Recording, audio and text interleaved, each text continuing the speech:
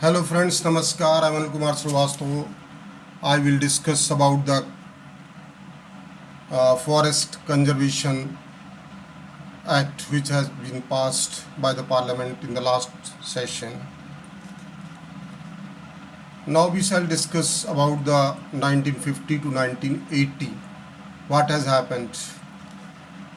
Uh, from 1950 to 1980, nearly 4.5 million hectares of the lands belonging to the forest category has been diminished, and most of them, nearly 60%, has gone into the category of agriculture. And if we see from 1980 to 2020, then we will find that 1.5 million hectare of the forest area has been diminished. So these figures say that nearly one third of the forest has been diminished in the 1980 to 2020 than what was in 1950 to 1980. And it was because of the Act 1980, which provided that the forest category includes those serves and the forest uh, that is made on the private land and on the government land also, but not recorded as forest under the act. The objective which is envisaged or given in the act is that the India wants to reduce the carbon emission and want to sink the more and more carbon, and the target which has been fixed by 2030 is to sink 3 billion ton of the carbon. Now we see what was the definition of the forest in 1980 Forest Act. In the 1980 Forest Act, the definition of the forest included the forest which are registered in the revenue records as forest in 1927 Act or in 1980 Act. But now, and it also includes those forests which are serves or plantation on public land and private land. But the definition in this is now changed. Now no more the serves and the plantation on the public land or private land will be the forest. So this is one of the reasons which have been given. In 1996, in Gonda Bourbon case, it was held that all the plantations which are now being done in the current years, whether it is in the recorded in the revenue records as forest or not recorded in the forest in 1927 Act or 1980 Act, will be taken as forest. But now the current Act has removed the definition, and it has got a new definition that only the forests which are notified or classified as a category of forest in 1927 Forest Act or 1980 Forest Act, only those forest will be the forests category. Now we shall come to the exemptions which are given.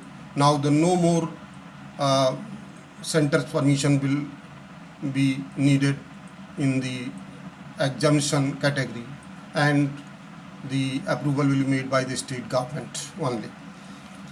The first exemption is that if a land belongs to the forest category and it is a bridge to link the habitation which just beside the uh, railway road or road, then amounting to 0.1 hectare, it will be taken as no forest, or that will be used for other purposes. And now the nearly 5 hectares of the forest which are needed for the making camps of the paramilitary forces, that will not be needed by center's approval, and it will lose the category of the forest, and the state can do without the approval of the central government. And thirdly, nearly 10 hectares of land which are needed for the infrastructure or defense infrastructure, that will be not sent for the center's approval, and that can be done by the state. And besides this, one more category, that is the along the border of LAC or LOC, 100 kilometers of the distance, if some forest is there, this can be done without the center's approval, and here the strategic things will be done. So these are the some important things which have been made, and it has been clearly said that the forest, if not recorded in 1927 Forest Act and not recorded in 1980 Forest Act before 25th October 1980, will not be covered under forest category. That is, the serfs and the private plantation and the public land plantation will not be under the forest.